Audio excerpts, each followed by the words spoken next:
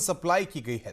13 मई को उत्तर प्रदेश में 1031.43 metric tonne medical oxygen supply की गई। जिस तरह से कोरोना की दूसरी लहर आई है, उसके बाद ऑक्सीजन की डिमांड काफी बढ़ी है और अब उत्तर प्रदेश की सरकार ने रिकॉर्ड ऑक्सीजन प्रदेश में सप्लाई करवाई है। उत्तर प्रदेश में बाकायदा इसके लिए एक कंट्रोल रूम बनाया गया है, जहां से 24 घंटे इसकी निगरानी लगातार की जाती है। न्यूज 18 की टीम उस हाई-फाई कंट्रोल रूम में भी पहुंची, जहां पर हमारी मुलाकात अपर मुख्य सचिव गृह अवनीश अवस्थी से हुई। अवनीश अवस्थी इस पूरे मिशन को लीड कर रहे हैं।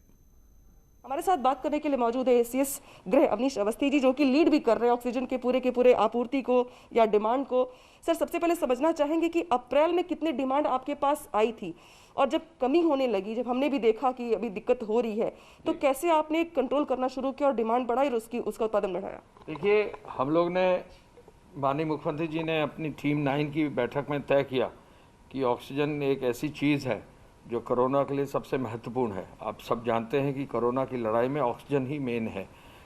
HFNC हो, बाईपैप हो, चाहे जो भी व्यवस्था हो, नए बेड्स बढ़ाने हो, तो बिना ऑक्सीजन के ये बढ़ाया नहीं जा सकता था। अगर आप देखें तो सबसे पहले तो हम लोगों को ये देखना था कि हमको कितनी ऑक्सीजन भारत सरकार से अलॉट हुई। तो पहले ही दिन हम लोगों ने भारत सरकार से रिक्वेस्ट की और हम लोग ने रिक्वेस्ट करने पर हमारी 400 टन से बढ़ाकर 750 टन जो है भारत सरकार ने पहले ही दिन हमारे जो रिक्वेस्ट पर कर दिया। ये एक बहुत बड़ा अचीवमेंट था कि हम लोग ने अपनी मांग के अनुरूप जो है पहले बढ़वाया।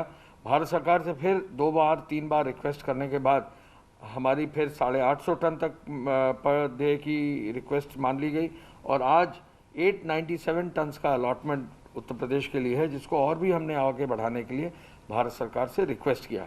फिर दूसरा बिंदु आता है, अगर आपके पास सोर्स है तो फिर उसके बाद टैंकर्स होने चाहिए।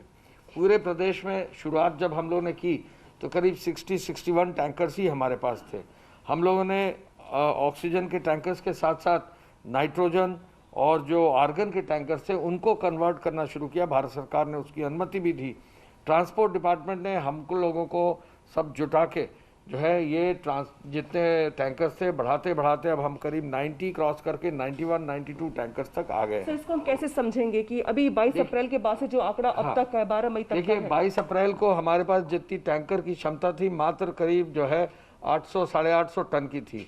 अब हमारे पास टैंकर्स की क्षमता 1200 टन की हो गई, यानी हमारे टैंकर एक समय में 1200 मेट्रिक टन ऑक्सीजन कैरी करते हैं। अगर टैंकर्स की क्षमता नहीं होगी तो आप 800 या 900 मेट्रिक टन अगर आपको उठाना है तो 2 दिन का समय लगता है, तो कम से कम 1800-1900 मेट्रिक टन के टैंकर्स होने चाहिए। तो ये टैंकर्स के बढ़ने से हम लोगों ने जो है अपना सुधार किया।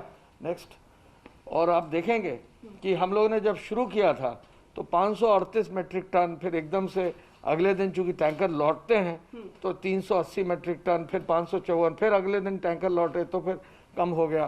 तो इस तरह से करके हम लोग जो है 500 मेट्रिक टन के आसपास ही रहे।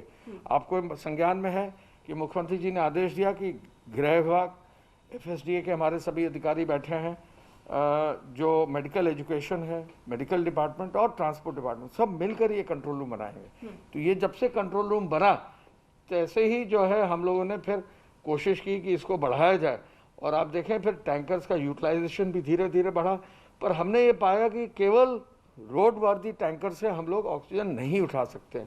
तब रेल से हम लोगों ने टैंकर उठाना शुरू किया और रेलवे के आने से ये जो नीला वाला पोर्शन आप देख रहे हैं, रेल से जैसे जैसे हमारी ऑक्सीजन आने लगी तो हमने फिर इसको जो है बढ़ाकर 1000 टन तक कर दिया।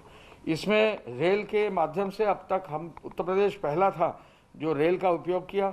हम लोग 18-19 ट्रेन जो है लखनऊ से बोकारो चला चुके हैं।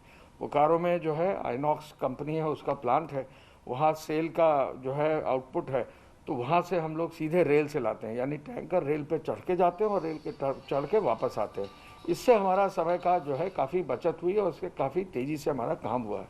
इसके साथ साथ आप देखेंगे कि हम लोगों ने फिर एयर का भी इस्तेमाल किया, यानी हम लोगों के पास जो टैंकर्स थे उन टैंकर्स को हम लोगों ने हवाई जहाज़ से उड़ा के ले गए, एयरफोर्स के जहाज़ से उड़ा के ले गए, हिंडन से उड़ा ले गए, हम लोगों ने लखनऊ से उड़ाया, हम लोगों ने आगरा से लगभग 30 बार टैंकर्स को उड़ाकर हम या तो रांची ले गए या फिर हम उनको जामनगर ले गए। अब ये जो ऑक्सीजन मॉनिटरिंग सिस्टम जिसको माननीय मुख्यमंत्री जी ने शुरू करने का निर्देश दिया था, वह देखें तो ये टैंकर देखिए 9684 इसका नंबर है, स्टेटस है ट्रांजिट फील्ड, ये हरे रंग का टैंकर है यानी भर कर आ रहा है। डिलीवरी पॉइंट आगरा डिवीजन है। एक्सपेक्टेड टाइम ऑफ अराइवल 1:10 यानी रात के 1 बजे पहुंचेगा। ड्राइवर का नंबर, ओनर का नंबर, कौन इसका ओनर है, लोड कितना है, कहाँ से आ रहा है, जमशेदपुर से आ रहा है और ये आगरा जा रहा है। तो ये आप यहाँ से बैठ के देख सकते हैं कि आपका कौन सा टैंकर कहाँ तक बिल्कुल हर टैंकर पर जीपीएस लगा हुआ है। अब अगर आप देखें तो ये वाला टैंकर देखें, ऑरेंज टैंकर निकालिए, ऑरेंज, हाँ ये टैंकर देखिए अनलोड कर रहा है। ऑरेंज का मतलब अनलोडिंग हो रही है, जैसे ही अनलोडिंग करने लगेगा ये ऑरेंज हो जाएगा, यानी ये अपने गंतव्य स्थान पर पहुंच गया है। और ये पहुंच गया है झांसी, और झांसी में जो है ये अनलोड होकर अपना कार्य जो है पूरा कर रहा है। का पूरा सिस्टम तैयार किया गया है। मेरे ठीक पीछे देख सकते हैं तस्वीरों में आपके मैप के जरिए बताने का प्रयास किया गया है कि वो कौन कौन से जिले हैं यूपी के जहां पे खपत ज्यादा है, या वो कौन कौन सी राज्य है जहां से बाय एयर, ट्रेन के जरिए या रोड के जरिए टैंकर्स, ऑक्सीजन के टैंकर्स को लाया जाएगा। और इसी होमवर्क के बाद अब सरकार का ये मानना है और जो रिपोर्ट्स हैं उसके मुताबिक 1000 मीट्रिक टन के आसपास की सप्लाई उत्तर प्रदेश के अलग अलग जिलों में की जा रही है ताकि ऑक्सीजन की किल्लत से लोगों को अब जूझना ना पड़े। रानिका, सी न्यूज़ 18।